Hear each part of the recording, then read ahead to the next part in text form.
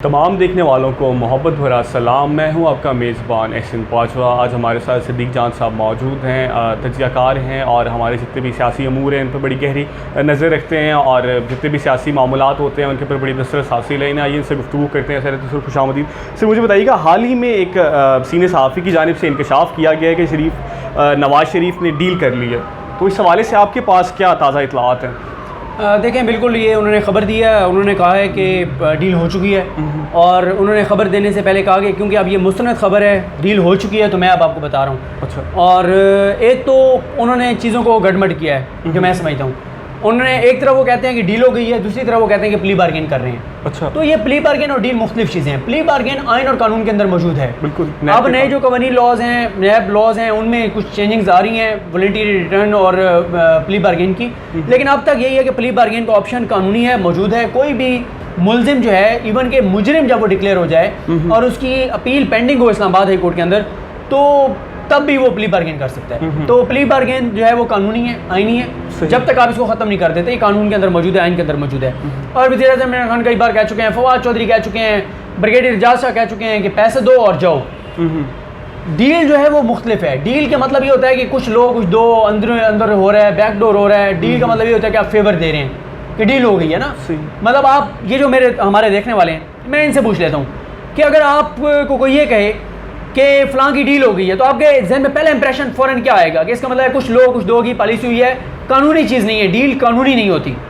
जो एक पाकिस्तान में एक जो तासुर है, मैं उसकी बात कर रहा हूँ, जो तयशुदा चीज़ें हैं उनकी बात कर रहा हूँ। और प्ली बार्गेन जो है वो कानूनी है, वो कानूनी है। वो पैसे दें, नैब को वो पैसे ऑफर करेंगे, नैब कहेगा इतने नहीं इतने, वो अदालत के पास जाएगी, अदालत उसको वेट करेगी, अलाउ करेगी और अदालत कहेगी ओके, तो वो हो जाएगी। अच्छा, अब इसमें वो कहते हैं कि डील हो गई है, मैं कहता हूँ डील नहीं हुई। अच्छा, उन्होंने अपनी एक वीडियो में कहा है कि जो शरीफ खानदान की वर्थ है वो $25,000 है। तकरीबन ये पाकिस्तानी बन जाते हैं।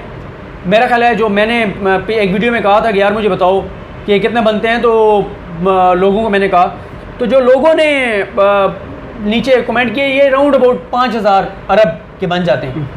तो अब अगर ये प्ली बार्गेन होगी तो 5,000 अरब तो उनको देने चाहिए, ठीक है, तब होगी ना। मैं ये समझता हूँ नवाज शरीफ कभी प्ली बार्गेन नहीं करेगा, नवाज शरीफ कभी पैसे नहीं देगा। क्यों नहीं देगा? अगर नवाज शरीफ पैसे वापस करता है तो ये इतराफ़ जुर्म होगा, तायात नायली उनकी बरकरार रहेगी। मरीम नवाज सियासत से बाहर हो जाएंगी, मरीम नवाज इलेक्शन नहीं लड़ पाएंगी, हसन हुसैन वापस नहीं आ पाएंगे, नवाज शरीफ के ख़ानदान की सियासत हमेशा के लिए दफन हो जाएगी, उनकी पार्टी ख़त्म हो जाएगी। उसकी वजह यह है कि उनकी पार्टी के लोग आज तक ये कहते हैं कि इनके ऊपर झूठे केसेस हैं। नूली का बयान ये है कि सियासी केसेस हैं। ये नैरेटिव इन्होंने बिल्ड किया हुआ है वहाँ कि सियासी केसेस हैं। जब नवाज शरीफ प्ली बार्गेन के लिए जाएगा तो पहले उसको एतराफ़ करना होगा कि हाँ मैंने ये पैसा लूटा है, एतराफ़ जुर्म करता हूँ, मैंने गलत किया, मैंने लूट मार की, मैंने चोरी चकारी की, मैंने मनी लॉन्ड्रिंग की। एतराफ़ करने के बाद वो कहता है अब मैं इतने पैसे वापस कर रहा हूँ। यार सारी ज़िंदगी लगा के जिस सतह तक वो गिरे, इखलाकी तौर पे माली करप्शन की, इखलाकी करप्शन की, मुल्क को तबाह किया, इदारे तबाह किए, सब कुछ बर्बाद किया मुल्क के साथ। एक तरह से अब मैं क्या कहूँ, गद्दारी सख्त लफ्ज़ हो जाता है। सब कुछ करके जो पैसा उन्होंने इकट्ठा किया है वो पैसा वापस कर दें। नहीं करेंगे भाई, वो पैसा एक ही सूरत में वापस करेंगे कि ये केसेस मंतकी यहाँ तक पहुँचे, आप यूके की अदालतों में जाएंगे, आप इनकी जायदादें जब्त करेंगे, बेचेंगे, इस तरह से पैसे वापस आएंगे। पैसे जो है ना ये खुद कभी भी नहीं देंगे। तो मैंने तो कहा है कि वो जो साफ़ी हैं उन्होंने कहा था कि 2 से 3 महीने यानी 60 से 90 दिन। मैं बार बार कह रहा हूँ लोगों को कि याद रखें, 90 दिन बाद या मैं माफ़ी मांग लूँगा, और वो तो माफ़ी नहीं मांगेंगे मुझे लगता है। क्यों नहीं माफ़ी मांगेंगे?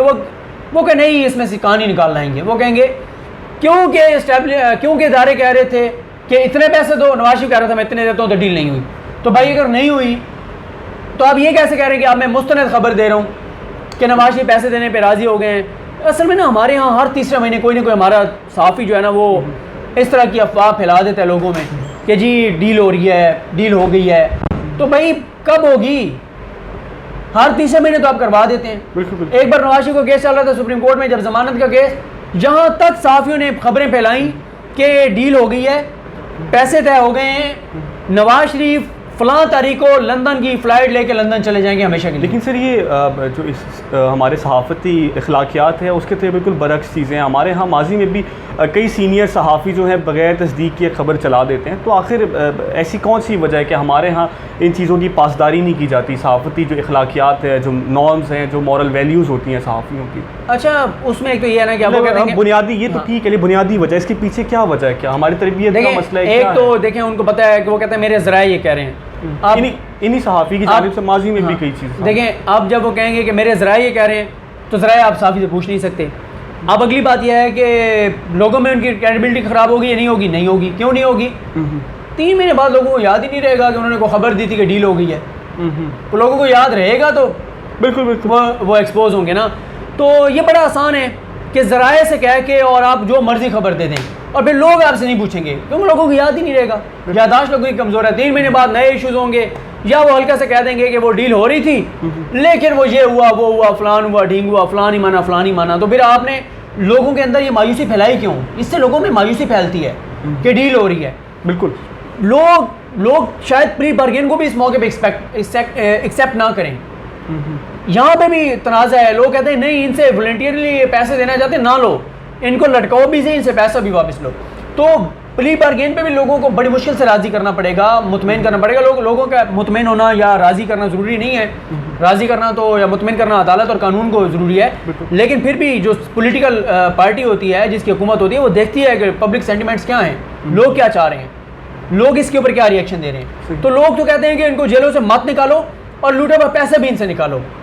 तो अगर आप लोगों को इस बात पे तैयार करेंगे, यार लंबा प्रोसीजर है, 10 साल केस चलेगा, पैसे वापस आते हैं नहीं आते, वो कि आप अदालत का फैसला ही आ चुका है सुप्रीम कोर्ट का कि अगर किसी का के मनी लॉन्ड्रिंग की जुर्म किया और अदालतों ने सज़ा उसको सुना दी और वो शख्स इस दुनिया में नहीं रहता, तो उसके बीवी बच्चों से पैसे वसूल करो, उसकी जायदादें बेचो, माफ़ नहीं होंगे। बिल्कुल। ऐसे मुझे बताइएगा, हाल ही में खबरें बाहर आई हैं कि पीटीआई की जो हुकूमत है ये नैब के कानून में तरमीम लाना चाह रही है। इस हवाले से वो अपोजिशन जमातों को भी कॉन्फिडेंस में ले रहे हैं, लेकिन उनकी तरफ से कोई मुस्बत जवाब नहीं आ रहा। तो वो कौन सी ऐसी वजूहात हैं कि नैब के कानून में तरमीम की जा रही है, या इसकी जो खबरें हैं, इस तरह की मालूमात जो हैं वो वाज़िह कर रही हैं?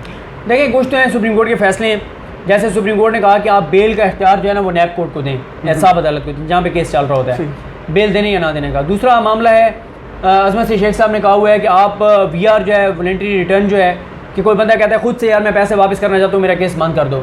कुछ है प्ली बार्गेन कि वो फिर एक मौका आता है, प्ली बार्गेन हो सकता है, वॉलंटरी रिटर्न नहीं हो सकता। तो वो कहते हैं कानून बनाए ना, ये तो नहीं होने चाहिए कि एक बंदे ने 100 अरब की करप्शन की, वो 3 अरब दे के बाहर आ जाए। तो होना तो ये चाहिए कि वो 100 अरब भी दे, उसके ऊपर कोई और प्लेंटी डालें। ये क्या कि एक ब्यूरोक्रेट पैसे वापस करता है, उसके बाद फिर वो ओहदे पे आ जाता है। ये चेंजिंग होनी है। जो ज़्यादा सवाल उठ रहा है, जो ज़्यादा तनाज़ा खड़ा हुआ है, वो हुआ जो उन्होंने कहा कि ब्यूरोक्रेसी और जो बिजनेसमैन है उनके केसेस नैब नहीं देखेगी। अच्छा, इस पे मैंने अभी भी एक दोस्त के साथ वीडियो रिकॉर्ड की, उसमें मेरा यही था कि आप या तो उन इदारों को इतना एम्पावर करें जो FIA है, जो FBR है, जो कस्टम है, जो SCCP है, ये तमाम इदारे उनको ऐसा मजबूत करें कि ब्यूरोक्रेसी एंटी करप्शन है, कि ब्यूरोक्रेसी बिजनेसमैन इनके उन फोरम्स के ऊपर केसेस जाएँ तो उनका एहतसाब हो, उनको पकड़ा जाए, उनसे पूछा जाए। लेकिन ऐसा ना हो कि नैब से भी केसेस उधर चले जाएं, उधर भी उनका एहतसाब ना हो। ये तो फिर मुकमुका होगा, ये तो डील होगी, ये तो इंसाफ के पीठ में छुरा घोंपने के मुतरादिफ होगा। लेकिन हर काम अगर नैब ने करना है तो फिर बंद कर दें बाकी इदारे। ये भी सवाल है। ठीक है, एहतसाब होना चाहिए, हर एहतसाब का फोरम, हर तहकीकाती इदारा एक्टिव होना चाहिए, पाँव पे खड़ा होना चाहिए, मुनज़्ज़म होना चाहिए, एक्टिव होना चाहिए, मुतहरिक होना चाहिए। अगर आप सारे केसेस नैब को दे देंगे, ना इधर के रहे ना उधर के रहे, ठीक है, ना वो मेगा करप्शन स्कैंडल को मंदगी जन तक पहुंचा पाएंगे, ना इनका एहतसाब कर पाएंगे। नैब को उतना काम दें जितना नैब कर सकती है। और नैब बना था मेगा करप्शन के जो स्कैंडल्स हैं, जो बड़े बड़े केसेस हैं, उनके लिए नैब बना था, और उसके ऊपर नैब को कार्रवाई करनी चाहिए। और उन लोगों का, और जैसे ये बड़े बड़े केसेस हैं, डेली बेसिस पे चलाने चाहिए। लूटा हुआ पैसा वापस आना चाहिए। बड़े लुटेरों को, बड़ी मछलियों को, बड़ी मगरमच्छें जो हैं, इनको एहतसाब के दायरे में लाना चाहिए, कटारे में लाना चाहिए, इनके गिरद गिरा तंग करना चाहिए। जो बिजनेसमैन हैं, ब्यूरोक्रेट्स हैं, उनके जो दीगर फोरम्स हैं, उनको ऊपर केसेस जाने चाहिए। लेकिन अगर आप नैब से ही चलवाना चाहते हैं, फिर नैब को एम्पावर करें, फिर नैब को जितने इस वक्त उनके पास अफराधी क़ुव्वत है इसे डबल कर दें। फिर आप फंड्स दें नैब को, प्रोसिक्यूटर्स दें, अच्छे वकील दें, अच्छे माहिरीन दें। फिर आपके नज़दीक यही वजह है कि जो भी नैब में केसेस जाते हैं वो अल्तवा का शिकार होते हैं, लेकिन गिरफ्तारियाँ तो अमल में आ जाती हैं, लेकिन कंक्लूजन की तरफ जो अमल है वो बड़ा सुस्त रवि का शिकार होता है। बिल्कुल ये वजह है, फिर ये वजह है, बिल्कुल यही वजह है। एक आईओ के पास 30 केसेस होंगे और एक हिसाब जज के पास 50 केसेस होंगे, तो कैसे केसेस आगे चलेंगे। बिल्कुल।